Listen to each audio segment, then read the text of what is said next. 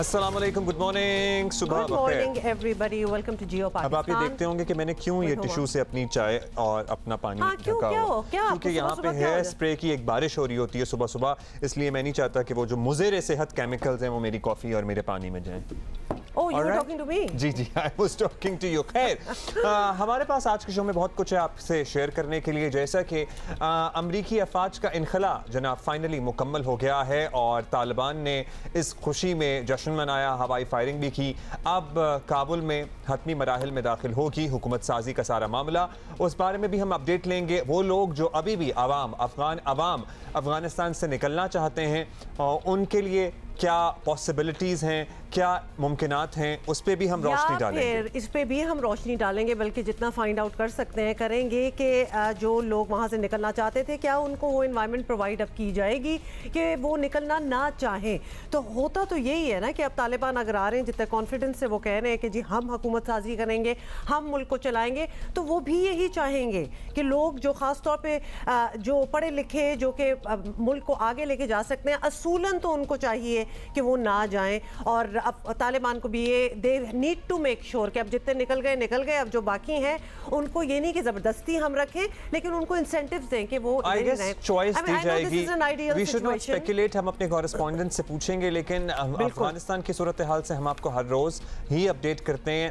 जो ड्रोन हमला हुआ था उसकी जो तफसीलात सामने आई ना, बड़ा ही दिल खराश वाक़या था। और मैं कहता हूँ कि बड़े बड़े इदारों और बड़े बड़े मुल्कों की तरफ से बयान आ जाता है, जैसा कि पेंटागन ने कहा कि हम शहरियों के हलाकत के मामले पर तहकीकात कर रहे हैं। आप तो तहकीकात कर रहे हैं, लेकिन वो जो 10 लोग जिसमें बच्चे भी शामिल हैं, एक ही ख़ानदान के, पूरा ख़ानदान सफ़ाए हस्ती से मिट गया। Which also means that this has just started Did they really deserve this? अच्छा जी, हमारे correspondents are on the ground in Kabul, उनसे बात करेंगे और उनसे ये ज़मीनी हक़ाइक़ जो भी हमारे सवालात हैं उनसे पूछेंगे। All right, anyway, that comes later. अच्छा, that indeed comes later in the show. थोड़ा सा फुटनोट अभी हम इस पे बात कर लेंगे, लेकिन हम अपनी टॉप स्टोरीज में वो जो जश्न दिखा रहे थे ना तालिबान का, ये this is not for Taliban और एनीबडी एल्स, लेकिन जब जश्न भी फायरिंग के साथ होता है और एक खौफ की लहर भी जब आती है किसी मुल्क में, किसी इलाके में, तो वो भी फायरिंग के थ्रू आती है। ये दोनों चीज़ें मुझे साथ अच्छी नहीं लगती। This is a very cultural thing. This should be stopped. क्योंकि जहाँ this should be discourage and stop, क्योंकि जहाँ गन्स और ये हथियार किसी और चीज़ के लिए यूज़ होते हैं, वहाँ जश्न के लिए भी वही चीज़ें यूज़ हो रही हैं। आई एम सॉरी, फिर एक ओमिनस किस्म की एक फीलिंग आती है।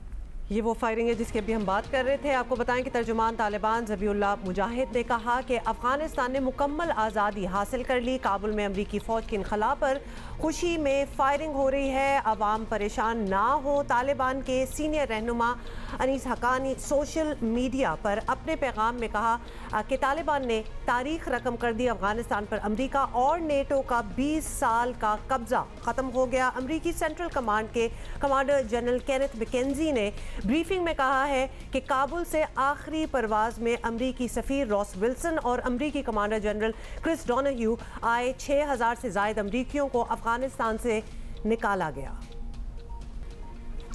इसी पे हम ज़रा तफसील मालूम करेंगे। हमारे कॉरेस्पॉन्डेंट्स एजाज सैयद और एयरपोर्ट से हमें ज्वाइन करेंगे अयाज अकबर यूसुफ ज़ई। सबसे पहले हम एयरपोर्ट की ताज़ा तरीन सूरत हाल मालूम करते हैं, क्योंकि आपको पता ही है गुज़श्ता कई रोज़ से, कई हफ्तों से मरकज़ निगाह है काबुल में यहाँ का एयरपोर्ट। अयाज, अभी क्या आपको सूरत हाल नज़र आ रही है? कंट्रोल संभाल लिया है तालिबान ने, लेकिन वर दे प्रिपेयर्ड? क्या कोई फ़्लाइट ऑपरेशन चल रहा है? एयरपोर्ट के मामलात रूटीन के मुताबिक हैं या कुछ दिन के लिए, कुछ घंटों के लिए, कुछ वक्त के लिए हॉल्टेड है? अपडेट दीजिएगा हमें। जी बिल्कुल, thank you very much Abdullah Huma. बिल्कुल एक तारीखी लम्हा था रात को 12 बजे जब अमेरिकन और इत्तेहादी फोर्सेस ने अफगानिस्तान की सरजमीन को छोड़ा। काफ़ी ज़्यादा फायरिंग की हुई, लोग थोड़ा सा पहले पैनिक में भी आए कि पता नहीं क्या हो गया, लेकिन फिर तर्जुमान तालिबान की तरफ से बताया गया कि खुशी की फायरिंग है। जहाँ तक आपने एयरपोर्ट की सिचुएशन, इस वक्त में एयरपोर्ट, मेरे बैक पे आपको जो नज़र आ रहा है ये एयरपोर्ट की बिल्डिंग है, उसी से मुल्हका एक जगह पर मैं इस वक्त मौजूद हूँ। जब हम कल यहाँ पर आए, या इवन हमारे जो सीनियर कॉरेस्पॉन्डेंट एजाज सईद यहाँ पर मौजूद थे, तो एयरपोर्ट के जो मेन एंट्री करते हुए जो चौक है वहाँ पर तालिबान ने अपनी सिक्योरिटी ली हुई थी और किसी शख्स को वहाँ पर आने की इजाज़त नहीं थी। कल हम बहुत मुश्किल से यहाँ तक पहुँचे थे और मुकम्मल तौर पर तालिबान के कब्जे में था आउटर जो एरिया था एयरपोर्ट का। अंदर ऑब्वियसली अमेरिकन फोर्सेस, इत्तेहादी फोर्सेस अपना ऑपरेशन जारी रखे हुए थे। इस वक्त सिचुएशन ये है कि जो चेक पोस्टें बनाई गई थी एयरपोर्ट के जो मरकजी गेट है उसके सामने और उसके मुल्का जो दोनों तरफ रोड्स राइट लेफ्ट जाती हैं, वहां पर मुख्तलिफ चेक पोस्ट तालिबान की वो अब अल सुबह खत्म कर दी गई हैं। सिर्फ एक चेक पोस्ट जो एयरपोर्ट का मरकजी दरवाजे के सामने वहां पर मौजूद है, वहां पर जो है अगर कोई जाना चाहता है तो उससे पूछा जाता है, क्योंकि इस वक्त एयरपोर्ट पर तमाम फ्लाइट ऑपरेशन मुअत्तल है। यहाँ पर किसी किस्म का कोई अभी क्रू मौजूद नहीं है, क्योंकि जितने भी रात को आखिरी जो यहाँ से 5 जहाज गए थे अमेरिकन और इत्तेहादी अफवाज के, वो भी अमेरिकन ने खुद ही इस फ्लाइट ऑपरेशन को मैनेज किया था। इस वक्त काबुल एयरपोर्ट पर फ्लाइट को मैनेज करने के लिए, ऑपरेट को चलाने के लिए किसी किस्म का क्रू मौजूद नहीं है। इस हवाले से तालिबान कोशिश कर रही है कि वो कतर या तुर्की से इसकी मदद ले, लेकिन ताहाल अभी ये मुआहदा तय नहीं पाया। लिहाजा अभी तक कोई फ्लाइट ना तो यहाँ आ सकती है ना यहाँ से फ्लाइट जा सकती है, क्योंकि यहाँ पर जो फ्लाइट ऑपरेशन चलाने के लिए जो अमला है वो यहाँ पर जी अयाज हमारे साथ ही रहे। एजाज, आप इस वक्त सिटी सेंटर में हैं काबुल के, जो हमें बताया जा रहा है। सबसे पहले तो आपसे मूड का तो वहाँ लोगों का पूछेंगे, लेकिन क्या it would be right to say कि अब कोई अमेरिकन, कोई फॉरेन नेशनल, जो यूरोपियन नेशनल्स हैं वो अब नहीं है काबुल में मौजूद, सारे निकल गए हैं? नहीं, ऐसा नहीं है। बिल्कुल यहाँ पर यूरोपियन नेशनल्स मौजूद हैं, फॉरेन नेशनल्स मौजूद हैं, और अफगानियों की भी एक बड़ी तादाद है जिन्होंने यूरोपियन नेशनलिटी हासिल की हुई है, वो भी यहाँ पर मौजूद हैं। वो लोग भी यहाँ पर मौजूद हैं जिन्हें अमेरिका ले जाना चाहता था स्पेशल वीज़ा के ऊपर, जिन्होंने यहाँ पर काम किया था अमेरिकियों के साथ और नेटो फोर्सेस के साथ, वो लोग बिल्कुल यहाँ पर मौजूद हैं। दूसरी बात जो मैं आपकी पहली डिस्कशन हुमा और अब्दुल्ला जारी थी अयाज के साथ, मैं उसमें थोड़ा सा ऐड करना चाहता हूँ कि कल रात जियो न्यूज ने सबसे पहले दुनिया में ये रिपोर्ट किया कि जो अमेरिकी फोर्सेज है वो निकल गई हैं और तालिबान जश्न मना रहे हैं। और ज़बीहुल्लाह मुजाहिद की जो ट्वीट आई है उससे कमोबेश 40 से 50 मिनट पहले जियो न्यूज ने रिपोर्ट किया, और हमें पूरी दुनिया के मीडिया ने जियो न्यूज को फॉलो किया, जो जियो के लिए और हम सब के लिए बड़ी मुझे बड़ी खुशी है इस बात की। Certainly, Ayaz, and Azaz, the credit goes to the hard working team, और स्पेशली आप खुद जो इतने दिन से वहाँ पर नामसाइद हालात में रिपोर्ट कर रहे हैं, एंड आपके टीम मेंबर्स, चाहे हमारी कैमरा टीम हो, दीगर अमला हो, या फिर अयाज अकबर आप हों। एजाज, अब हमें बताइएगा, अब तो इनखला चले मुकम्मल हो गया, वो लोग जिस तरह आप अभी तस्करा कर रहे थे, वो अफगानी नेशनल्स जिनके पास अमरीकी स्पेशल वीज़ाज़ हैं, जिनके पास फॉरेन नेशनलिटीज़ हैं, अभी तो फ़्लाइट ऑपरेशन हॉल्टेड है, अभी उनके बाहर निकलने की या अफगानिस्तान से जाने की गालिबन कोई सूरत हाल नहीं है। बिकॉज़ यही सुनने में आ रहा था कि 31 से पहले भी जो लोग बाहर जाना चाहते हैं, हम अफवाज की बात नहीं कर रहे, जो लोग बाहर जाना चाहते हैं वो भी भरपूर कोशिश में हैं, और इसलिए एयरपोर्ट के अतराफ वो तमाम सूरत हाल। तो अभी उनके बारे में क्या अपडेट है, क्या पॉसिबिलिटीज़ हैं उनके लिए, या अभी वो सेटल हो गए हैं कि अभी हम नहीं जा सकते? देखिए अब्दुल्ला, तालिबान का कंट्रोल हासिल होने, एयरपोर्ट का कंट्रोल हासिल करने से पहले जितने भी अफगान नेशनल थे जो एयरपोर्ट पर जाने से गुरेज़ा थे, मैं एक ऐसी फैमिली से मिला हूं जो कि सिर्फ 1 माह पहले अपने घर वालों से मिलने आए। वो ग्रीन कार्ड होल्डर थे अमेरिका के, और यहाँ पर हालात खराब हो गए और अब वो पाकिस्तान में फंस चुके हैं। वो कोशिश कर रहे थे कि किसी तरीके से उन्हें पाकिस्तान का या ताजिकिस्तान का या उज़्बेकिस्तान में जाने की इजाजत मिले और वो वहां से फ्लाइट लेके अमेरिका चले जाएं। इस वक्त लोगों की एक बड़ी तादाद जो है वो यहाँ पर फंसी हुई है, वो कोशिश कर रही है कि वो यहाँ से निकले। मैं कुछ और लोगों को भी जानता हूँ जिन्होंने अपने घर का सारा सामान बेच दिया है, उनके पास अमेरिका और बरतानिया के वीजे हैं, वो जाना चाहते हैं लेकिन उन्हें जगह नहीं मिली फ्लाइट के ऊपर, और बाद को अगर फ्लाइट पर जगह भी मिली तो वो अपनी फैमिली की वजह से इतने मोहताज थे कि वो एयरपोर्ट जाना नहीं चाहते थे, क्योंकि एयरपोर्ट हाई अलर्ट पर रहा। और अभी जिस वक्त मैं आपसे बात कर रहा हूँ, आज भी एयरपोर्ट का इलाका हाई अलर्ट के ऊपर है। आज भी इस बात का कभी इम्कान है कि एयरपोर्ट के इर्द गिर्द बहुत बड़ी तादाद में लोग मौजूद हैं, एयरपोर्ट के बाहर। ये एग्जैक्ट सूरत हाल हम अयाज से जान लेते हैं, because Ayaz is right there। बिल्कुल अयाज, आप भी बताइए, क्योंकि जिस तरह एजाज हमें बता रहे हैं, और सवाल भी हमारा यही है कि अभी भी अगर लोग मौजूद हैं, पहले तो ये क्लियर कर दें कि क्या अभी भी लोगों का हजूम है, या फिर अभी भी लोग इस उम्मीद में हैं कि कोई तरीका निकलेगा और हम बाहर जा सकेंगे? क्योंकि जिस तरह के आपने रिपोर्ट किया फ्लाइट ऑपरेशंस तो इस वक्त कोई चल ही नहीं रही, फ्लाइट्स तो वहाँ कोई है ही नहीं। अब्दुल्ला, इस वक्त एयरपोर्ट के जैसे मैंने आपको रिपोर्ट किया कि जैसे ही आप एयरपोर्ट के रोड पे आते हैं तो राइट लेफ्ट बहुत ज्यादा रश था, वो रश अब मुकम्मल तौर पर खत्म हो चुका है। हम सुबह यही देखने के लिए खुद वहां पर गए कि क्या सिचुएशन है, जहां पर तालिबान लोगों को रोक रही थी। एयरपोर्ट की जो मेन एंट्री, जो दाखिला रास्ता था, उससे काफी पहले ही उनकी चेक पोस्ट थी, वो चेक पोस्ट उन्होंने खत्म कर दिया। और अब यहाँ पर लोग जिस तरीके से हमने कल देखे कि जो इस उम्मीद में थे कि हम किस तरीके से एयरपोर्ट के अंदर जाएं और इत्तेहादी अफवाज या अमेरिकन अफवाज हमें यहाँ से ले जाए, अब वो रश हमें यहाँ पर दिखाई नहीं दिया सुबह के वक्त। अब दिन की क्या सूरत हाल होगी वो हम आपको बाद में रिपोर्ट करेंगे। लेकिन हाल जब मैं इस वक्त आपको रिपोर्ट कर रहा हूँ, इस वक्त वहाँ पर किसी किस्म का कोई रश मौजूद नहीं है और उनको तालिबान ने क्लियर बता दी है कि अमेरिकन अफवाज यहाँ से जा चुकी हैं। रात को जो खबर आई सामने कि जो यहाँ से इत्तेहादी जो है यहाँ से चले गए हैं, उस हवाले से जो फायरिंग हुई उसमें भी पूरे शहर में ये एक बात फैल चुकी है कि ये खुशी की फायरिंग थी और अब अमेरिकन अफवाज जो है वो यहाँ पर मौजूद नहीं है। तो ये क्लियर कट यहाँ के लोगों को बता दिया गया है। अभी भी बहुत सारे अफगानी जो कि डुअल नेशनलिटी होल्डर्स हैं, एज एन नेशनलिटी रखते हैं बाहर के मुल्क की, या फिर उनके पास वीज़ाज हैं, दे आर स्टिल देयर और वो भी कोशिश में हैं कि वो बाहर जा सकें या नहीं हैं कोशिश में वो बाहर जा सकें। ये तो हमें एजाज सैयद और रियाज अकबर बताएंगे। अच्छा एजाज, हुकूमत साजी के ऊपर आ जाते हैं। अब चलें, इनखला मुकम्मल हो गया। अभी तक कहा जाता है कि टाइम गेन किया जा रहा था और यही कहा जा रहा था कि जब तक इनखला मुकम्मल नहीं होता तब तक हुकूमत साजी के सिलसिले में हतमी ऐलानात नहीं किए जा सकते। अब तो वो विंडो भी ख़त्म हो गई है या वो कवर नहीं है। क्या डिस्कशन हुई है, क्या डिसीजंस हुए हैं? Who is going to lead who is going to be the face of Afghan Taliban government? Abdullah, ये वो मामला है जिसका सारी दुनिया इंतजार कर रही है। आज से एक रोज पहले तक जो तालिबान की क़यादत है, जिसमें मुल्ला मोहम्मद याकूब जो कि मुल्ला उमर के बेटे हैं और वो आप कह सकते हैं कि तालिबान के आर्मी चीफ है, सिराजुद्दीन हक्कानी बड़ी बुनियादी हैसियत रखते हैं, वो मुल्ला ब्रादर अब्दुल गनी ब्रादर जो कि पॉलिटिकल कमीशन के सरबराह हैं, ये तीन साहिबान और चंद दीगर अहम ज़ौमा तालिबान के, ये सारे कंधार में गए हैं।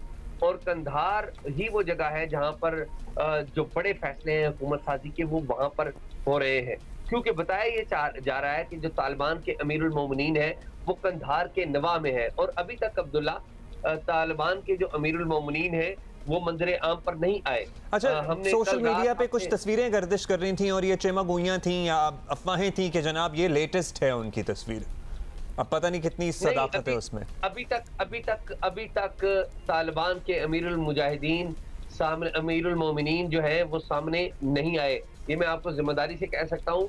और इस हवाले से ये चहमगोइयां भी हो रही थी कि वो शायद अब इस दुनिया में नहीं रहे। तो मेरी इस हवाले से ज़बीउल्लाह मुजाहिद से बात हुई, जो इनके तर्जमान भी हैं और कह सकते हैं कि डिफैक्टो इंफॉर्मेशन मिनिस्टर भी हैं, उनसे मेरी बात हुई तो ज़बीउल्लाह मुजाहिद ने कहा कि अभी वो मंजरे आम पर नहीं आए, लेकिन हम आपको यकीन दिलाते हैं कि हमारी हुकूमत के अमीरुल मोमिनीन हफ्तुल्ला ही होंगे।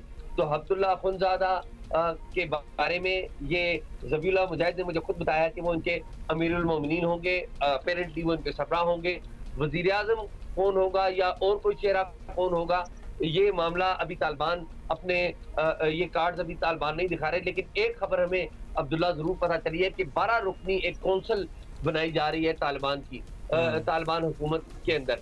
उस 12 रुकनी कौंसल के अंदर या शायद ये अफराद, ये जो नंबर है वो ज्यादा भी हो सकता है, उसमें हामिद करजई को और हिकमत यार को भी शामिल किए जाने का इम्कान है। शायद डॉक्टर अब्दुल्ला भी उसमें शामिल होंगे।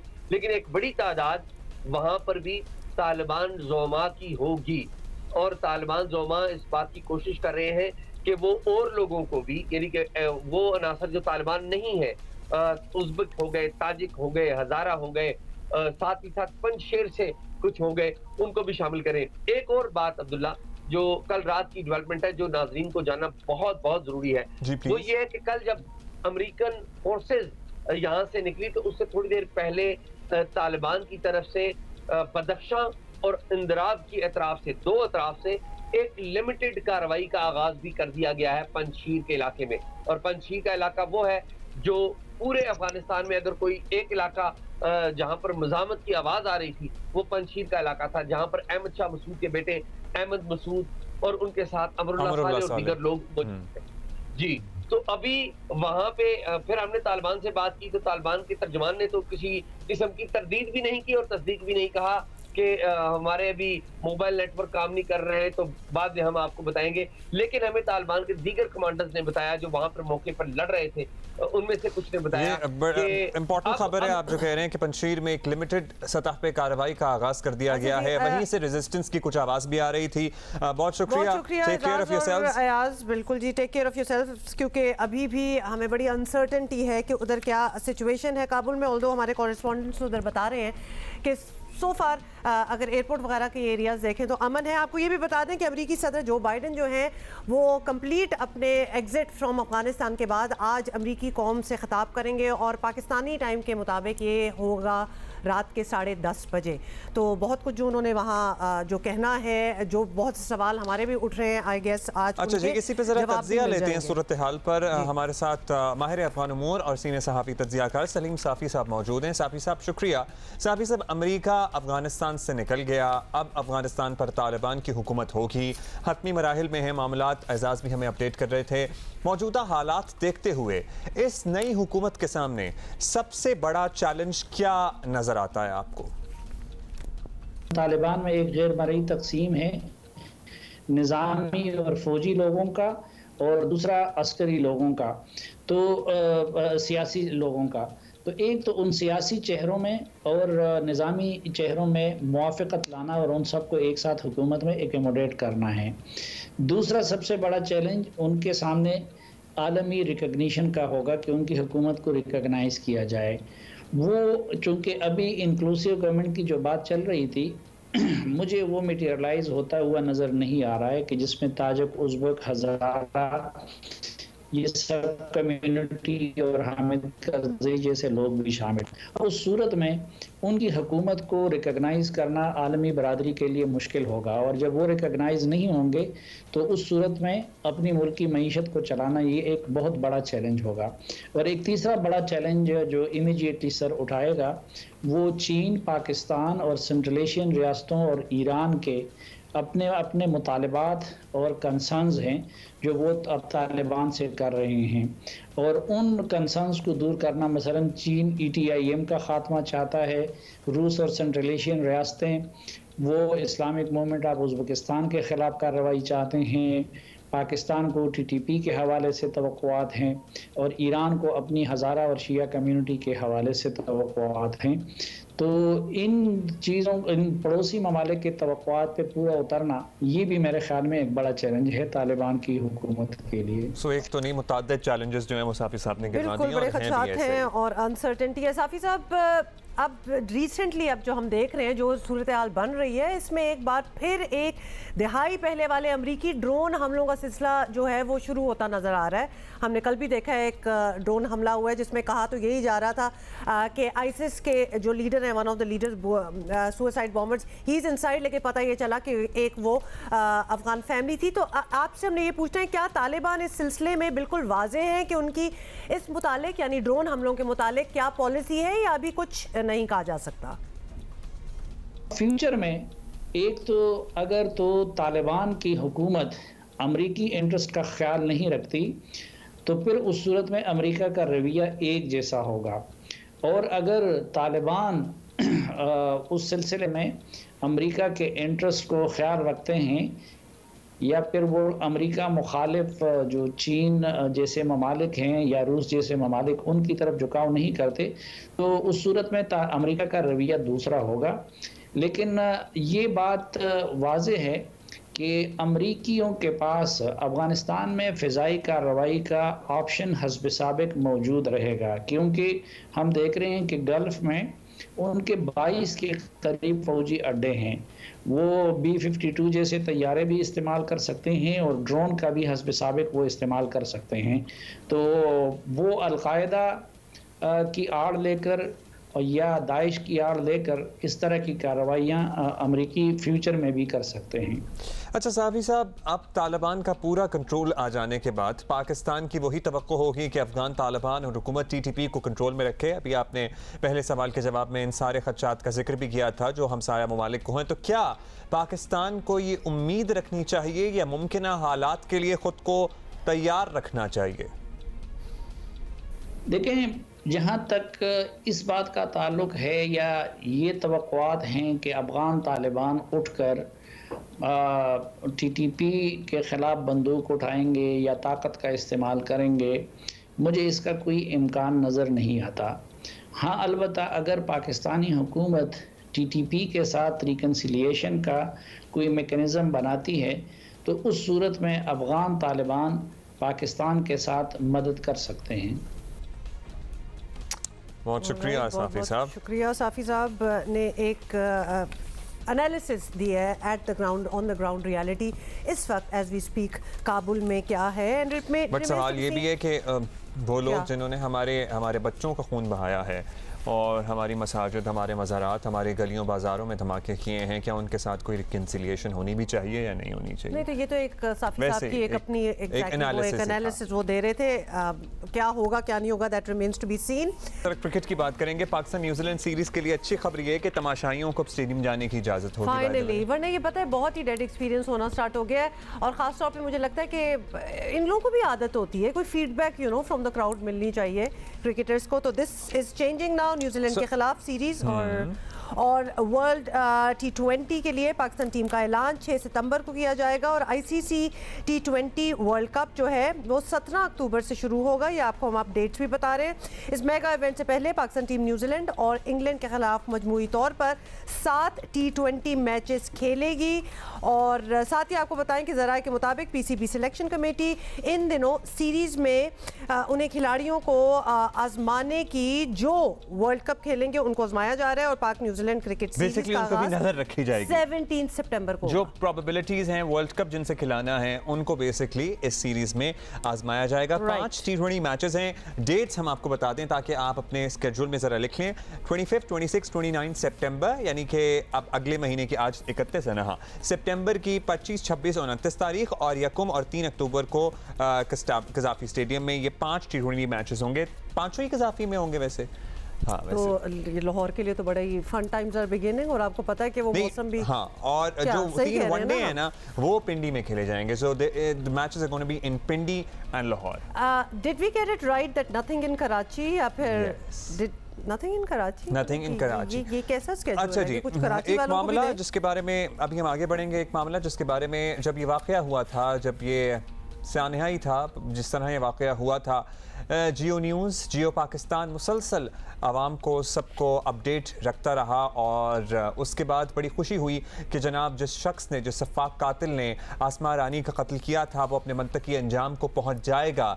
लेकिन कहानी में ट्विस्ट उस वक्त आया है जब अब ये पता लग रहा है कि मुबैना तौर पर बहुत ज़्यादा प्रेशर था आसमा के वालिद पर और उसकी वजह से कुछ ऐसे डिसीजंस हो गए हैं या हो सकते हैं जिससे हमें कुछ खास बिल्कुल नहीं, बिल्कुल आप सही, आपके खदशात सही हैं। हम आपको बता दें, अच्छा जी, हम आपको साथ बता भी देते हैं एग्जैक्टली डिटेल्स कि आसमा रानी कत्ल केस में बड़ी पेशरफ्त की खबरें क्या हैं। आपको बताएं, कोहाट में रिश्ते से इनकार पर कत्ल की जाने वाली मेडिकल कॉलेज की तालिबा जो आसमा रानी है, उसके वालिद ने बेटी के कातिल को मुबैना तौर पर माफ़ कर दिया है। तो ये आपको बिल्कुल अब्दुल्ला आप सही निशानदेही कर रहे थे, ऐसा ही हुआ है।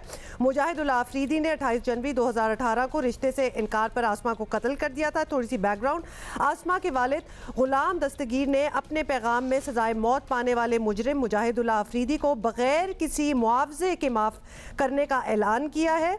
तो यानी स्पेकुलेशन आपको पता है ये भी हो रही थी कि दियत वगैरह का मामला हो, लेकिन उसका मामला होगा कि ऐसा हुआ नहीं है। और वीडियो मंजर आम पर आने के बाद कोहाट के सियासी और समाजी हलकों ने फैसले पर शदीद तहफ़्फ़ुज़ात का इजहार किया है।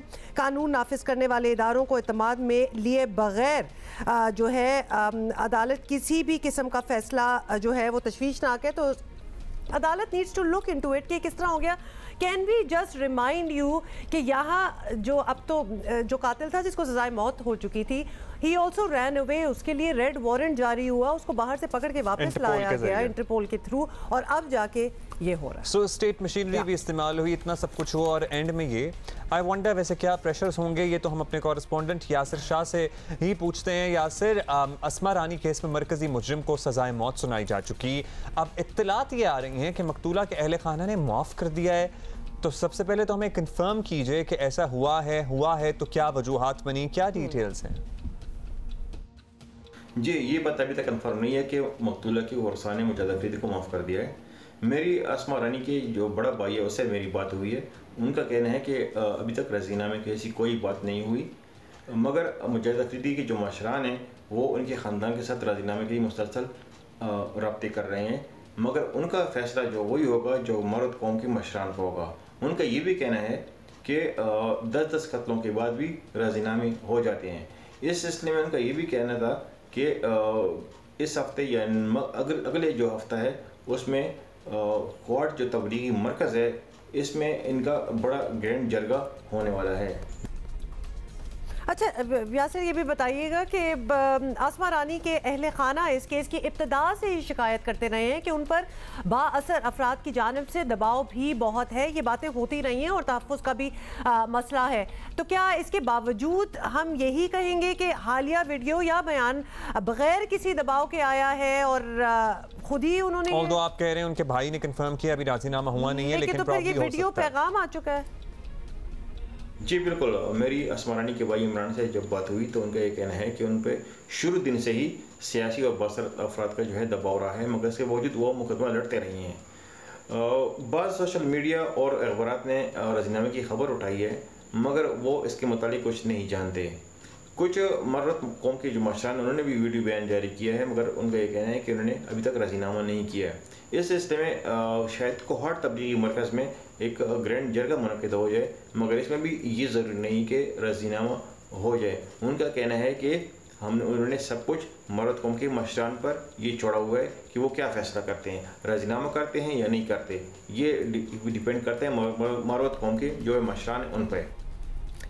राइट, अच्छा ये भी बता दें यासिर कि अगर मकतूला का ख़ानदान मुजरम को माफ़ कर भी दे तो ये केस तो इंसदाद दहशतगर्दी की दफ़ात भी रखता है ऑब्वियसली, तो इसमें सजाए मौत ख़त्म होने का चांस कैसे होगा, ये ज़रा समझाइए।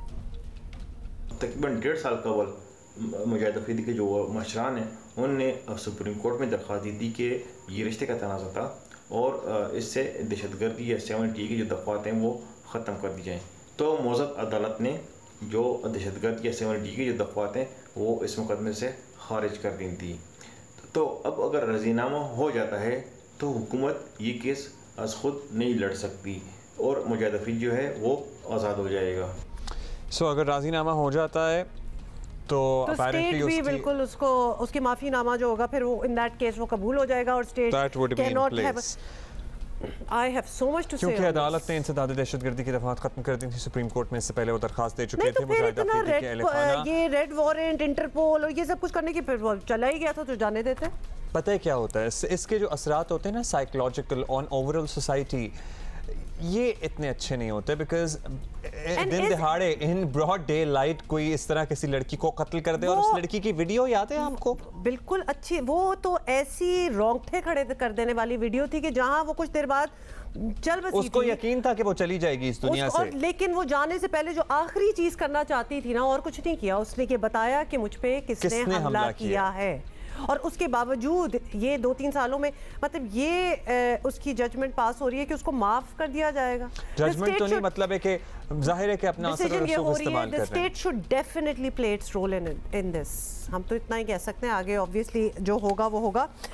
अल्टीमेट डिसीजन तो उनकी फैमिली का ही होगा, लेकिन बड़ा ही हार्ट ब्रेकिंग होगा उन सब के लिए। और I am sure Asma might not be really happy. लेकिन ये जो दबाव है, वो जो कह रहे हैं कि पहले दिन से दबाव था, दैट शुड बी इन्वेस्टिगेटेड। ये तो हर केस में इसी किस्म की चीज़ें बात करना चाहते हैं और आपको कुछ लेटेस्ट फिगर्स भी बता दें कि मैंने क्यों किया हुआ था, जो आपने आगे पीछे बाय द वे कर दिया है। बट एनीवे, पहले तो बता दें कि कितनी डेथ्स हुई हैं, 118। We had come down to 60s and 70s, और ये हम बता रहे थे, लेकिन पिछले 24 घंटे में 118 जो हैं वो डेथ्स रिपोर्ट हुई हैं ड्यू टू कोविड। नए केसेस जो हैं वो 3,338। मुल्क में कोरोना मुस्बत केसेस की शरह है 7.36 और 24 घंटों में कोरोना के आपको बता दें कि 52,000 से ज़ायद टेस्ट किए गए हैं। हुकूमत सिंध से अपडेट ये है कि 41 अमवात गुज़श्ता 24 घंटे में सिंध में रिपोर्ट हुई। अच्छा, और लाहौर में भी आपको बता दें कि लाहौर में एक्चुअली बहुत ज़्यादा केसेस हैं क्योंकि उनकी पॉजिटिविटी रेट इस 10.3। NCOC ने कोरोना वैक्सीन की तीसरी डोज लगाने की मंजूरी भी दे दी है और बैरून ममालिक में सफ़र करने जो जा रहे हैं उनके लिए मखसूस वैक्सीनेशन सेंटर से मतलूबा वैक्सीन का बूस्टर शॉट, जिसके बारे में हम जिक्र भी कर रहे थे, वो from 1 September which is tomorrow, तो आप लगवा सकते हैं। लेकिन ये मुफ्त नहीं होगा, बल्कि इसकी कीमत है, और कीमत है जी 1270 रुपये, 1270। और बैरून मुल्क सफ़र के ख्वाहिशमंद जो हैं वो ऑब्वियसली इतने पैसे देके वो बूस्टर शॉट लगवा सकते हैं। This is a great initiative. ऐसा नहीं है लेकिन कि आप जाएं और आप जाके जो है फ़ौरन ही बूस्टर शॉट लगवा लें।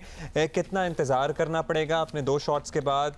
कौन सा शॉट लगवा सकते हैं? As in can be mix vaccines और नॉट? क्या इसके बारे में हमें करना चाहिए, इसी पे हम जरा डिस्कशन कर लेते हैं। Doctor Faisal Mahmood from Khan hospital, उन्होंने हमें ज्वाइन किया, उनसे पूछ लेते हैं। डॉक्टर साहब, हुकूमत पाकिस्तान ने ऐलान किया है कि जो लोग बैरून मुल्क जाना चाहते हैं वो अपनी वैक्सीन का बूस्टर शॉट जो है वो हासिल कर सकते हैं। तो आम तौर पर मुकम्मल वैक्सीनेशन के कितने अरसे बाद बूस्टर शॉट लग सकता है, ये हम आपसे पूछना चाहते हैं। और इस मुद्दत से पहले लगवाने का कोई नुकसान होता है? बिकॉज बहुत से लोगों को अगर पूरी इंफॉर्मेशन ना हुई तो वो तो पहुंच जाएंगे लगवाने इफ दे आर ट्रैवलिंग।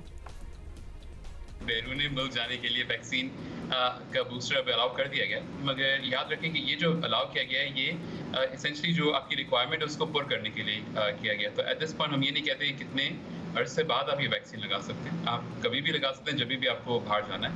अगर आपने जल्दी लगा लिया तो उससे खातिर को नुकसान तो नहीं होगा। हो सकता है बूस्टर इतना अच्छा काम ना करे मगर सेहत को कोई नुकसान नहीं है इसके। ऑलराइट, तो बूस्टर के अच्छा काम करने के लिए उसका टाइम पे 6 महीने बाद लगाना ज़रूरी है।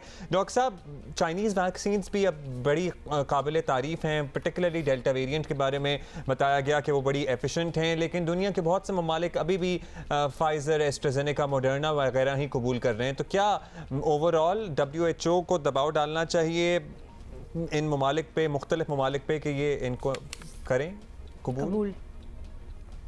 हाँ जी बिल्कुल। तो वैक्सीन जो हैं वो WHO ने या दुनिया के आलमी सेहत के आलमी इदारे ने कुछ वैक्सीन अप्रूव तो की हैं, मगर सारे ममालिक ने ये सब वैक्सीन अप्रूव नहीं की। कुछ ने कुछ की हैं, कुछ ने दूसरी की हैं। WHO अपनी तरफ से ये दबाव ज़रूर डाल रहा है कि जो वैक्सीन अप्रूव्ड हैं बाय WHO वही वैक्सीन हर जगह ये दी जाएँ, क्योंकि इसका मसला ये होता है कि कुछ ममालिक के पास फिर एक्स्ट्रा क्या कहना चाहिए तरीके होते हैं कि लोग उनके पास आए ना, या लोगों की मूवमेंट रिस्ट्रिक्ट हो जाती है। तो WHO दबाव तो डाल रहा है, मगर WHO के पास कोई ऐसा जरिया नहीं है जिसके ज़रिए से वो बोल सकें भी अगर आप ये काम नहीं करेंगे तो उसका नतीजा क्या निकलेगा। तो इन अदर वर्ड्स वो सिर्फ राय दे सकती है मगर और उसके अलावा कुछ कर नहीं सकती। Thank you. डॉक्टर फैसल हमारे साथ मौजूद थे। अच्छा जी, हमने वैसे एक बात कल भी करना चाह रहे थे, पता नहीं क्यों जहन से निकल गई, लेकिन चलें आज कर देते हैं। आपको पता है पाकिस्तान में मुझे लगता है कि सबसे ज़्यादा ब्रेन ड्रेन जो होता है ना वो डॉक्टर्स, हमारी जो मेडिकल की फील्ड है ना, जो बड़े बड़े कॉलेजेस से, जो बड़े नामवर कॉलेजेस से मेडिकल स्टूडेंट्स MBBS करते हैं, उसके बाद या तो वो प्लाप करके इंग्लैंड चले जाते हैं या वो MLE करके अमेरिका चले जाते हैं, और हमारे बड़े काबिल जहन इस तरह बाहर के ममालिक में जाके सर्व करते हैं, क्योंकि जाहिर है उनको जो वहाँ पर्क्स दिए जाते हैं from duty hours to the amount of money that they are being paid over there even as a medical trainee, वो हमारे मुल्क में जो उन्हें सहूलियात हैं, जो ड्यूटी आवर्स हैं, जो पैसे हैं, उससे बहुत ज़्यादा हैं। और वैसे भी आप हालात देख ही लें, जितनी आपको मेडिकल डिग्री हासिल करने के लिए जान मारनी पड़ती है, मतलब लिटरली हमने खुद देखा है, अपनी फैमिलीज में भी देखा है, जब मेडिसिन में आप घुस जाए ना तो कुछ सालों के लिए उस बच्चे को, उस स्टूडेंट को आप अलग ही कर देते हैं, क्योंकि it's another ball game all together. तो जितना काम हो रहा होता है उतनी निकल के उसके बाद वो इज्जत भी नहीं मिलती, वो जॉब्स भी इतनी वेल पेइंग नहीं मिलती, मतलब एक थैंकलेस किस्म की नौकरी। ऑल्दो कितना इस प्रोफेशन को माना जाता है, लेकिन एक थैंकलेस सिचुएशन हो जाती है। और फिर उसका कुछ नमूने आजकल हम देख भी रहे हैं। और कल परसों वीकेंड पे ये हुआ था, संडे को इनफैक्ट वो एहतजाज कर रहे थे डॉक्टर्स। ठीक है जी, आपको उनके एहतजाज पे तहफ़्फ़ुज़ात हैं, उनसे बैठ के बात कर लें।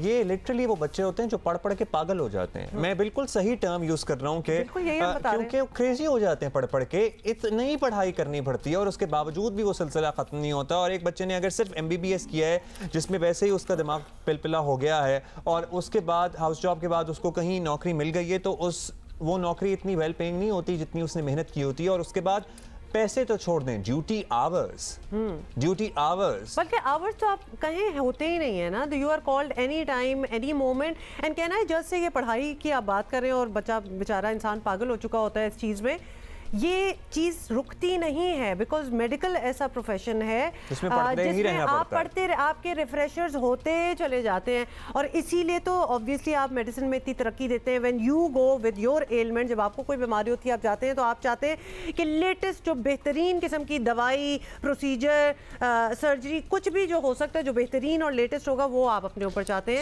इससे कम नहीं, तो ये काम तो खत्म ही नहीं होता। और तरीके होने चाहिए। ये हमारे पढ़े लिखे नौजवान हैं, इन्होंने बड़ी मेहनत की है, ने बड़ी जान मारी है। इन पे ये केमिकल स्प्रे करना जो है जेब नहीं देता in civilised society. So we wanted to mention that. और ये हम पॉइंट आउट करते रहेंगे जब भी हम इस किस्म की चीज़ें देखें कि हो रही हैं। सो हम उनको भी याद करेंगे, लेकिन सबसे पहले ज़रा PDM की कन्फ्यूजन का तस्करा करते हैं। अब समझ में नहीं आ रहा था, शहबाज शरीफ साहब कहते हैं मुफाहमत कहें या मुज़ाहमत कहें, दोनों कुछ भी ना कहें, बस इलेक्शन की तैयारी करें। सो अब ये मान लिया है अगर कि इलेक्शन होने हैं अगले और ज़्यादा वक्त भी नहीं रह गया, 2023 में होने, तो फिर ये लॉन्ग मार्च क्यों किया जा रहा है?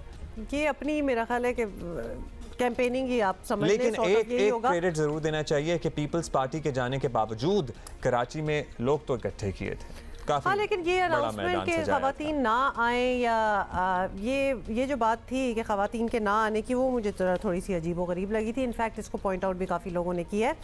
लेकिन आपको स्टोरी खबर दे पहले, और आपने उसके बाद ट्वीट भी की थी कि women are very much a part of, but they weren't। क्योंकि एक दफ़ा फिर वो एक सेंस आपको चली जाए ना, तो फिर आप रेक्टिफाई करने की कोशिश कर रहे हैं फ्रैंकली। अच्छा जी, जरा अभी हम सियासी तनाजुर में इसकी बात करते हैं। बताएं जी, पाकिस्तान डेमोक्रेटिक मूवमेंट अपने अंदरूनी मसाइल से निपटने के बाद नए अज़म के साथ मैदान में उतरी है। और 2 दिन पहले कराची जलसे से उन्होंने हुकूमत मुखालिफ तहरीक के नए राउंड का आगाज़ कर दिया है। अपोजिशन लीडर शहबाज शरीफ और मौलाना फजल रहमान ने जलसे में बड़ी धुआंधार तकरीरें की, हुकूमत के खिलाफ इस्लामाबाद की जानिब लॉन्ग मार्च का वादा भी किया, लेकिन दोनों रहनुमा फिर कोई हतमी तारीख ना दे सके।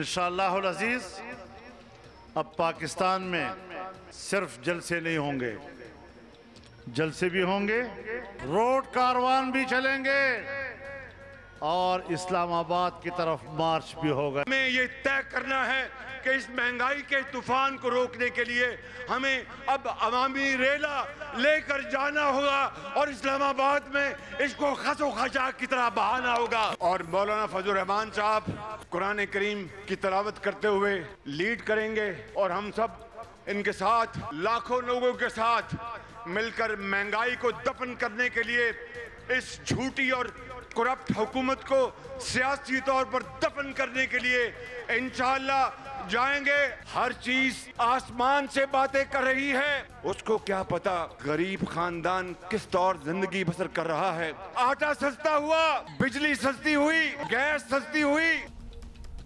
जवाब में वज़ीर दाखिला शेख रशीद का कहना था कि अपोजिशन बड़े शौक से इस्लामाबाद की तरफ मार्च कर ले, लेकिन ये फंस जाएंगे और पछताएंगे। शेख रशीद ने अपोजिशन पर कायम नाब केसेस के फैसलों का इशारा भी दे दिया। आज अपोजिशन को कहता हूं बड़े शौक से मार्च करें। आप तो हमें पिछले दिसंबर में सलाम अलैकुम कह चुके थे, आप हमारा इस्तीफा लेने आ रहे थे। आप फंस जाएंगे। दुनिया के हालात को समझने के लिए आपके अंदर अक्ल और शाऊर नहीं है। आप दीवार से पीछे देखने की सलाहियत नहीं रखते। दुनिया की सबसे बड़ी सियासत पाकिस्तान के गिरदोनवा होने जा रही है और आप लारी अड्डा खेल रहे हैं कि हम आ रहे हैं। जनाब आए, फिर आपके साथ जो है कानून और आइन के तहत वो सलूक होगा जिसके आप मुस्तहिक हैं। आपको अपोजिशन को मैं कहना चाहता हूँ आप फंस जाएंगे। अपोजिशन को कहना चाहता हूँ आप पछताएंगे। अपोजिशन को मैं कहना चाहता हूँ कि इन 2 सालों में नैब के केसेस का भी फैसला हो जाना है। और फिर आपको पता है ना कि आवाज़ें तो हर तरफ से ही आ रही होती हैं और वज़ीर इत्तलात कैसे चुप रह सकते थे, तो उन्होंने भी ये कह दिया। फवाद चौधरी साहब ने शहबाज शरीफ को मशवरा दिया कि वो सियासत छोड़ दें और वकीलों से मुशावरत करें। शहबाज शरीफ साहब और नवाज शरीफ साहब ने टस्वे भरे पाकिस्तान के लोगों के ऊपर कि महंगाई हो गई है, लुट गए, मर गए, बर्बाद हो गए। उससे साबित ये होता है कि उनकी कोई संजीदगी नहीं है पाकिस्तान के मसाइल को लेके। ख़ानदान आपका जो है वहाँ पे अरबा रुपए की अयाशियाँ कर रहा है। मेरा उनको मशवरा ये है कि वो सियासत को छोड़ें और अपने वकीलों के साथ ज़्यादा वक्त गुजारा करें। लगता नहीं कि वो ज़्यादा देर जो है वो जलसों से खिताब कर सकेंगे। बहुत ही मजबूत केसेस हैं उनके खिलाफ जिनके फैसले आने वाले हैं। उधर पीपल्स पार्टी पीडीएम से अलहदगी के बाद अपनी सियासत कर रही है और पीटीआई के साथ साथ ऑपोजिशन जमातों पर भी हमले कर रही है। वैसे पीडीएम में भी जो है वो ऐसा लग रहा था पीपल्स पार्टी हदफ है। जो इनका जलसा हुआ था इसमें भी तकरीरें आप सुन लेते हैं। कल बिलावल भुट्टो ने नाम लिए बगैर शहबाज शरीफ पर तनकीद करते हुए ऑपोजिशन कहा कि ऑपोजिशन लीडर पीपल्स पार्टी का हो तो जेल में हो और लाहौर से हो तो आज़ाद फिर रहा हो।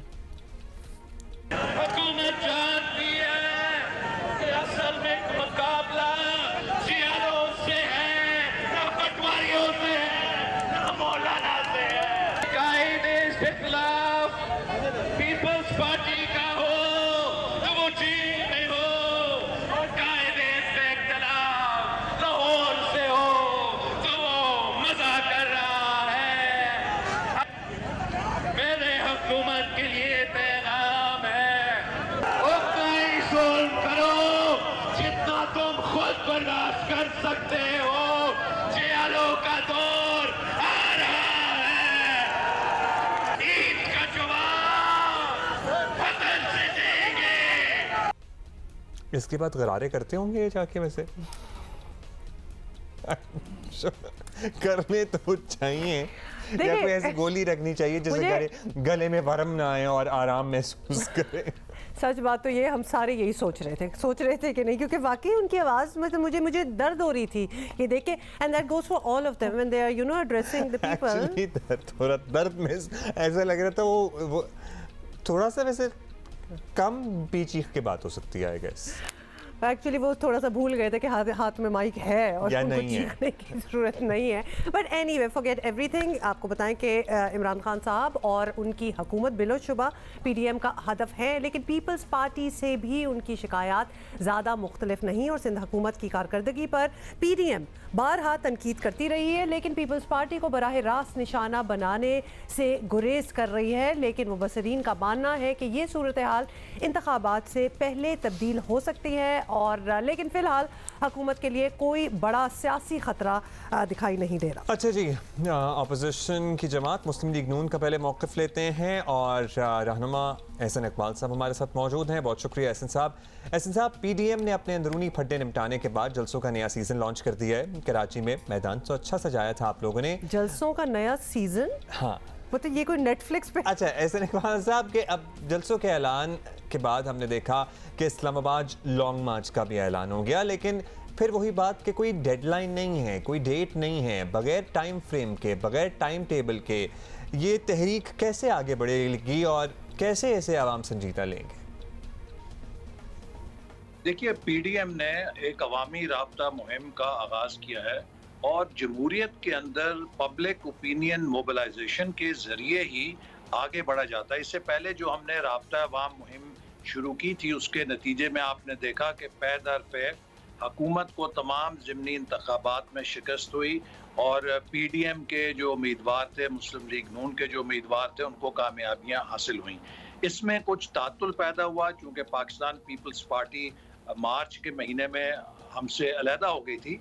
तो अब एक नई सफ़बंदी के साथ आपने कराची के जलसे को भी देखा है कि वो बहुत बड़ा जलसा था, माजी के तमाम जलसों से बड़ा था और इसी तरह मुल्क के अंदर हम भरपूर तरीके से अवाम के पास जाएंगे। इस वक्त लोग महंगाई से कुचले जा रहे हैं। हुकूमत की मुआशी पॉलिसियाँ दिन ब दिन पाकिस्तान की मईशत को दिवालिया कर रही हैं। आपने देखा कि पिछले 2 माह के अंदर रुपया डॉलर के मुकाबले में अपनी 11 रुपए कदर खो बैठा है और आने वाले दिनों में मजीद इसमें कमी का अंदाजा है, जिससे कि मुल्क के अंदर बदतरीन महंगाई की लहर आएगी। तो ये वो सारे मुहर्रिकात हैं जिनकी वजह से पीडीएम की क़यादत ने फैसला किया है कि हम अवाम के पास दोबारा जाएंगे और अवाम की तायद से और हमायत से इस हुकूमत को निकालने के लिए एक पब्लिक मोबिलाइजेशन करेंगे। ओके, ठीक है, बिल्कुल। एहसन इकबाल साहब, ये भी बता दें कि आप लोग ये भी मानते हैं कि पीडीएम ज़्यादा जोर ना भी लगाए तो अगले साल बजट के आसपास वैसे भी इलेक्शन होने ही हैं, तो अगर इतना पक्का यकीन है तो इलेक्शन की तैयारी कर लें। क्यों जलसों और लॉन्ग मार्च के चक्कर में अपनी तंजीम साजी का जो वक्त है वो भी ज़ाया कर रहे हैं? तो why don't get to the point? देखिए, जो अवामी राब्ता मुहिम है वो इलेक्शन की भी तैयारी होती है और ये हुकूमत जो कि अब पाकिस्तान की मईशत से खेल रही है, इस साल इनको कम अज़ कम 350-400 अरब रुपए के टैक्सेस लगाने थे जो इन्होंने मौखर किए हैं अगले साल हद तक। और ये जो होल है हमारे वसाइल का, चूँकि टैक्स कलेक्शन भी मतलूबा मुमकिन नहीं है कि इनके टारगेट्स पूरे हो सकें और ग्रोथ भी बहुत क्वेश्चनेबल है जो कि इन्होंने नंबर्स को फज करके हासिल की है। तो इसलिए उम्मीद ये है कि अगले साल ये होल तकरीबन 800 से 1000 अरब का होगा और हुकूमत इतना बड़ा बोझ अवाम पे डाल के 2023 में इलेक्शन में नहीं जा सकती। तो इनकी कोशिश यही होगी कि इस साल के दौरान जो इन्होंने पैसे MNAs में बांटने के लिए रखे हैं उनके ज़रिए और बिलखसूस नवंबर में जो एक अहम अपॉइंटमेंट्स होनी है उससे पहले ये इलेक्शन करा के अपने लिए कोई एडवांटेज लेने की कोशिश करें। लेकिन जब भी ये हुकूमत इलेक्शन का ऐलान करेगी आप देखेंगे कि इनका अशर वही होगा जो 2007 और 8 में काफ लीग का हुआ था। इनका कंप्लीट मेल्टडाउन हो जाएगा। अच्छा एहसन साहब, अब पीडीएम के प्लेटफॉर्म से जो शिकायत हमने देखा तहरीक इंसाफ की वफाकी हुकूमत से हैं, कमोबेश वही शिकायत पीपल्स पार्टी की सिंध हुकूमत से भी हैं। तो फिर हुकूमत ही उल्टानी है तो सिंध से इब्तिदा कर लें, लॉन्ग मार्च वाया कराची, फिर इस्लामाबाद चले जाएँ, पहले यहाँ कोशिश करें फिर इस्लामाबाद में जाके कोशिश करें। देखिए, चूंकि हमारा हदफ इस वक्त पाकिस्तान के ऊपर जो एक मसनूई सेटअप 2018 में मुसल्लत किया गया था वो है, चूंकि उसकी वजह से पूरा वफाक डिस्टर्ब है। ना सिर्फ ये कि इनसे वफाकी हुकूमत नहीं चल रही बल्कि इनसे सूबाई हुकूमतें भी नहीं चल रही। इस वक्त पंजाब के अंदर जो गवर्नेंस है वो बदतरीन हो चुकी है। 8-8, 10-10, 11-11 सेक्रेटरीज बदले जा रहे हैं। यकीन कीजिए कि आप दिन में इतने टिश्यू पेपर नहीं उठा के फेंकते जितने ये अफसरान के तबादले कर रहे हैं। इसी तरह खैबर पख्तूनख्वा के अंदर जो इन्होंने वहाँ पे नालायक हुकूमत मुसल्लत की है, इस वक्त खैबर पख्तूनख्वा के लोग परेशान हैं। बलूचिस्तान के अंदर जो एक मसनूई हुकूमत टेस्ट ट्यूब में बाप पार्टी के नाम से मुसल्लत की गई है, उसने वहाँ की गवर्नेंस का बेड़ा गर्क कर दिया है। तो इसलिए इस वक्त हमारा हदफ ये है कि वफाकी हुकूमत को निशाना बनाया जाए ताकि मुल्क के अंदर एक आज़ाद मुनसिफाना इलेक्शन हो। बहुत शुक्रिया आपका। एहसन इकबाल साहब हमारे साथ मौजूद हैं, अभी हमें ज्वाइन करेंगी रहनुमा पाकिस्तान फारूकी साहिबा। और सबसे पहले तो दिल चाह रहा है आप ही का सवाल पूछ लूँ जो आपने कहा कि क्यों ना स्टार्ट करें इनसे, बट शर्मिला फारूकी साहिबा, thank you for joining us. तो सबसे पहले तो आपसे यही पूछेंगे कि पीडीएम ने कराची में जलसा किया, पीपल्स पार्टी पर पहले से ही तनकीद कर रहे थे, तहरीक इंसाफ तो ऑब्वियसली है ही टारगेट पे, तो पीपल्स पार्टी अपना असल टारगेट, असल मुखालिफ किसे समझती है? जी देखिए, मुझे तो सबसे ज़्यादा अफसोस इस चीज़ का हुआ कि अनफॉर्चुनेटली पीडीएम की जो बुनियाद पीपल्स पार्टी ने रखी थी और एक बहुत अहम तहरीक का आगाज़ किया था तमाम जमातों को इकट्ठे करके, उस तमाम एफ़र्ट को PMLN और जो दीगर जमातें अब पीडीएम में रह गई हैं उस तमाम एफ़र्ट को इन्होंने डिफीट कर दिया है। और नज़र अब ये आ रहा है कि इनका हदफ PTI है, उसकी नाकाम हुकूमत नहीं है, उसका हदफ जो है वो पाकिस्तान पीपल्स पार्टी और हुकूमत सिंध है। ये इंतहाई अफसोस बात है। लेकिन इसके साथ साथ मैं एक चीज़ और भी आपके नाज़रीन को ज़रूर बताना चाहूँगी जिसको हमने कंडेम भी किया और उसको हमने रिजेक्ट भी किया कि इस पीडीएम के जलसे में, और आपने जलसा देखा कि कोई इतना कामयाब जलसा नहीं था, बहुत कम लोग थे, लेकिन जो अफसोसनाक बात है वो ये है कि इस जलसे में ख़वातीन नहीं थी। और जिस तरीके से एक रोज़ कबल ये कहा गया कि ख़वातीन जलसे में ना आए और ख़वातीन को जलसे में आने की इजाज़त नहीं है, ये उसी बात को अनफॉर्चुनेटली तूल दे रहा है जहाँ पर हम ये देख रहे हैं कि ख़वातीन के लिए पब्लिक स्पेसेस जो हैं वो श्रिंक होती जा रही है। ये बहुत ख़तरनाक ट्रेंड है, बहुत अफसोसनाक ट्रेंड है।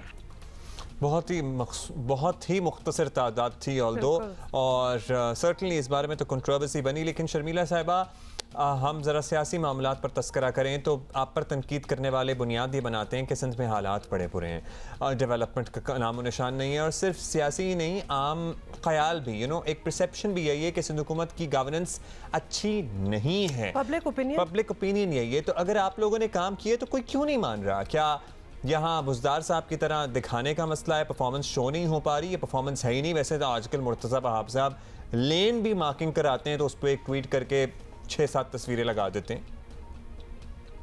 अनफॉर्चुनेटली होता यह है कि पीपल्स पार्टी के हवाले से जब भी बात की जाती है तो एक ऐसा तासुर क्रिएट कर दिया जाता है कि शायद पीपल्स पार्टी जो है ना वो कराची की तरफ देख रही है, ना कोई डेवलपमेंट काम कर रही है।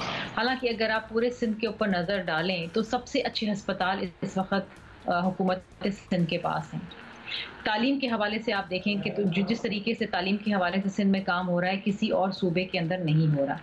इसी तरीके से अगर आप इस वक्त देखें कि किस तरीके से कराची की सफाई और सुथराई के ऊपर तवज्जो दी जा रही है, इसी के बरक्स अगर आप आज लाहौर का हाल देखें तो कहीं ज़्यादा बदतर है। एक लंबी तवील फहरिस्त है, शायद आपके पास टाइम कम हो, किसी दिन बैठेंगे तो सिर्फ जो डेवलपमेंट काम पीपल्स पार्टी ने सिंध के अंदर किया है हम उसी के ऊपर फोकस करके आपको बताएंगे। और मैं ये बताऊंगी जो तमाम शाराएं बनी गई हैं, तमाम रोड्स का नेटवर्क डाला गया है, इसी तरीके से जो किसानों को रिलीफ दिया गया है, या जिस तरीके से हुकूमत सिंध ने कोरोना वायरस की इस एक ऐसे मर्ज को हैंडल किया शुरू दिन से, सबसे ज़्यादा प्रोएक्टिव हुकूमत सिंध रही है। मेरा ख्याल है ये वो काम है जो किसी और सूबे ने करके नहीं दिखाए हैं। अच्छा शर्मिला, मुस्लिम लीग नून तो समझती है कि इलेक्शन अगले साल ही होंगे, पीपल्स पार्टी ये समझे ना समझे, लेकिन ऑब्वियसली बहरहाल अब वक्त तो अगले इलेक्शन की तैयारी का ही है। तो सिंध एक बार फिर वफाक से ताउन ना करने का बहाना करके तो बरियुज़िम्मा नहीं हो सकता। क्या नया करने वाले हैं सूबे के लिए? कोई प्लानिंग है तो शेयर कीजिए। देखिए, ये तो हम भी मानते हैं कि जिस तरीके से ये हुकूमत जा रही है और आवाम को परेशान कर रखा है, आवाम को किसी तरीके से कोई भी रिलीफ नहीं मिला, इलेक्शन किसी वक्त भी हो सकते हैं और उसके लिए पाकिस्तान पीपल्स पार्टी ने भी अपनी तैयारी पकड़ ली है। और बेहतर तो यही होगा कि जितनी जल्द आवाम जो है इस नाकाम और नाअहल हुकूमत से छुटकारा पाए, पाकिस्तान के लिए और पाकिस्तानी आवाम के लिए यही बेहतर होगा। बहुत शुक्रिया आपको शर्मिला साहब हमारे साथ मौजूद थी। अच्छा जी, welcome back. I am no expert in dogs but if you are तो आप हमें बताइए कि वो जो हस्की कुत्ते आजकल हम देख रहे हैं, मुझे तो हमेशा उन्हें देख के होता है कि ये इतने ठंडे इलाकों के रहने वाले कुत्ते किस तरह पाकिस्तान के एनवायरनमेंट में एडजस्ट करते हैं। पाकिस्तान में तो बड़े ठंडे इलाके भी हैं, इट्स ओके, लेकिन आप कराची की बात कर लें, लाहौर में जब ठंड होती है तो ठंड ठीक ठाक होती है, जब गर्मी होती है तो yes, but you make a way to keep that dog as well. Siberian husky की बात हो रही है कराची में, यस इट्स अ क्वेश्चन कि किस तरह रखते हैं, लेकिन लोग रखते हैं, then they spend so much, AC वाला उसका कमरा होता है, मतलब कुत्ते की काफ़ी आपको टेक केयर करनी पड़ती है। हस्की की पूछ क्यों रहे थे? वैसे मैं पूछ रहा था because we were having a discussion of the dogs. कौन से डॉग्स जो हैं वो सबसे ज़्यादा लेस डिमांडिंग होते हैं, as in they want lesser attention from their owners? या but not little dogs, the dogs that grow up as well. Anyway, अच्छा जी, आप हमें ट्वीट करके बताइए कि हम पूछ रहे थे इसलिए। हाँ, ये बड़ा सीरियस सवाल है बिकॉज वी आर आजकल considering to get a dog, but anyway बता रहे थे आपने कोई बात से शुरू करनी। जनाब, हमने कल आपको साबिक कप्तान वसीम अकरम को ऑस्ट्रेलिया में करंतीरा के दौरान वर्जिश करते दिखाया था और आज हम आपको साबिक कप्तान अजहर अली से मिलवा रहे हैं।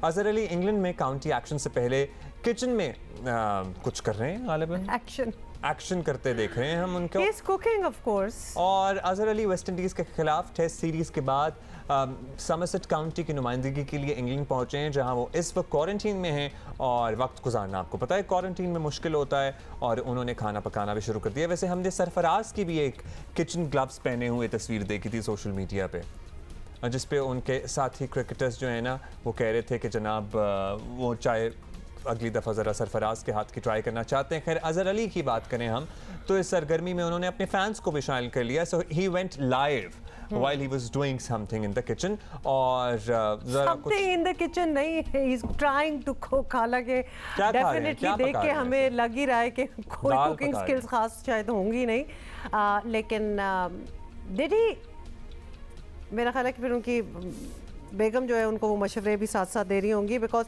लेकिन ये भी एक सवाल बनता है कि क्वारंटाइन में जो लोग जाते हैं उन्होंने कौन सी अपनी स्किल्स जो हैं उनको पॉलिश किया है। वसीम अकरम का क्वारंटाइन खत्म हुआ कि नहीं हुआ? क्योंकि मुझे उलझन होना शुरू हो गई है जब से उनका क्वारंटाइन शुरू हो रहा है कि 2 हफ्ते का quarantine does start feeling like 2 महीने का। बट एनीवे जी, let's come to some serious topics. और आपको बताएं कि लाहौर में खवातीन को हरासा करने वालों के गिर्द घेरा तंग होने नजर आ रहा है और गुलशन इकबाल पार्क में खवातीन पर आवाज़ें कसने और ज़बरदस्ती नंबर थमाने वाले दोनों वाक़यात में मुलव्विस मुल्ज़मान गिरफ्तार कर लिए गए हैं। टोबा टेक सिंह से लाहौर आने वाली बस में खवातीन के सामने नाजेबा हरकत करने वाले 2 मुल्ज़मान के खिलाफ भी मुकदमा दर्ज कर लिया गया है। मुल्ज़मान को फरार होने में मदद देने वाला बस ड्राइवर भी गिरफ्तार हो चुका है।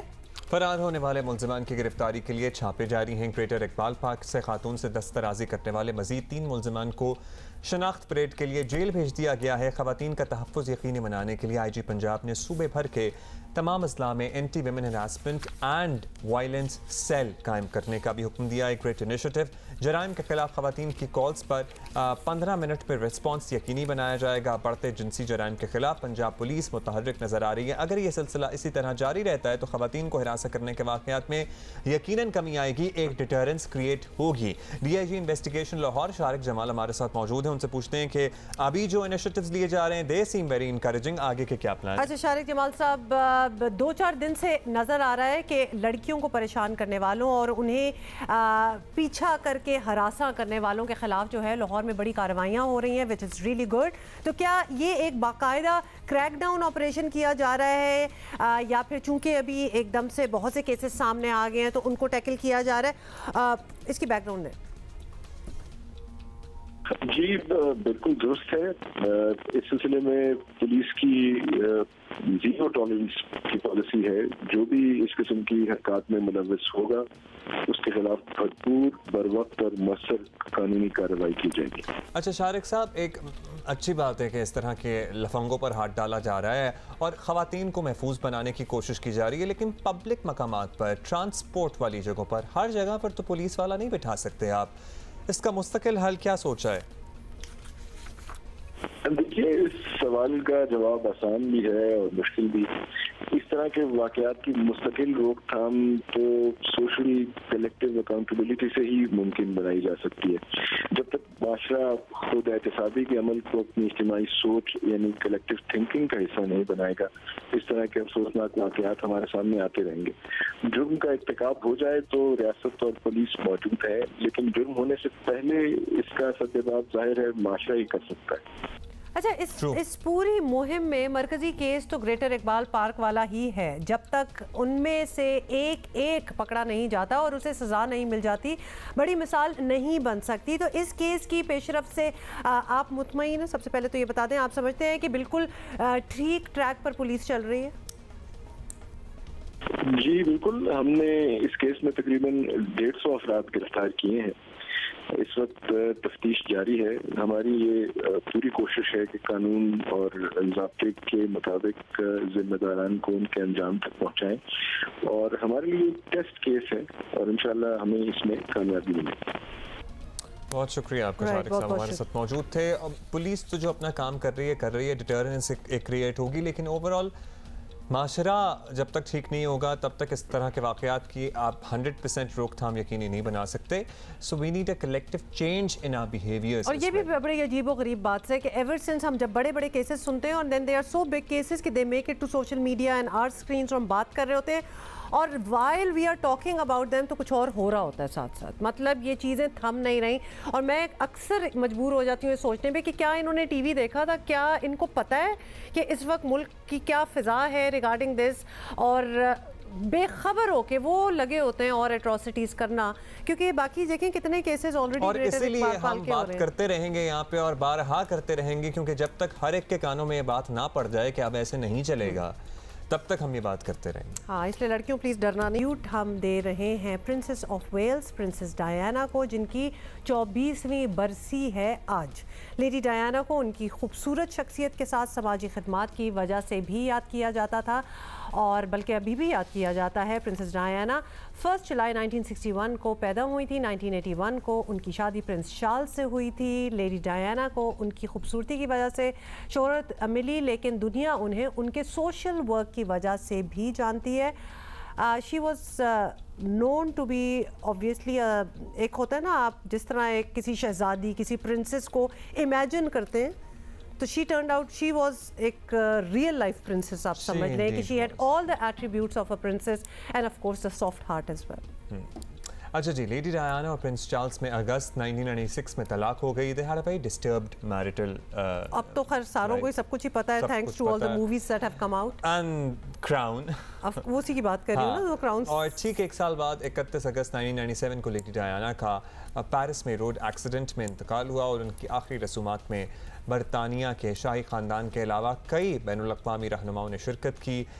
It was one of the most watched funerals of the world as well. और जिस तरह उनकी शादी भी most watched weddings of the world थी, उसी तरह उनका फ्यूनरल भी था। आपको ये भी बताएं कि पाकिस्तान में भी लेडी डायना को बहुत पसंद इसलिए किया जाता है क्योंकि उन्होंने बहुत से ट्रिप्स जो हैं वो पाकिस्तान के लगाए। शौकत खानम कैंसर हॉस्पिटल के लिए इन्होंने फंड रेजिंग में बहुत मदद की, और जेन्युइनली जिसको कहते हैं ना कि किसी का कंसर्न होना, ये हम तब उस ज़माने की ही आपको वीडियोस दिखा रहे हैं। एक इनके अंदर एक एम्पैथी थी, जो कि एक होता है you do it for the cameras and you want the world to see, लेकिन ये एक्चुअली दिल से कंसर्न्ड होती थी and she wanted to make a difference.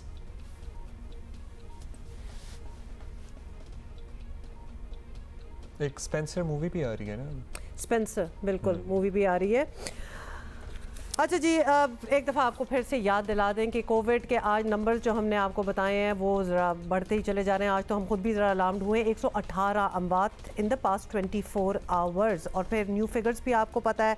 Positivity, you have all the information, क्योंकि अब ये हो नहीं सकता कि आपके पास इंफॉर्मेशन ना हो। तो please make some changes in your life style. Mask को तो अपना साथी एक बना ही ले, मास्क ना उतारें। Get yourself vaccinated if you haven't got a shot.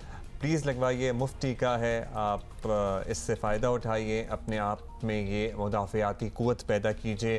This is the only defence against कोविड-19। Absolutely. Will see you tomorrow. Bye.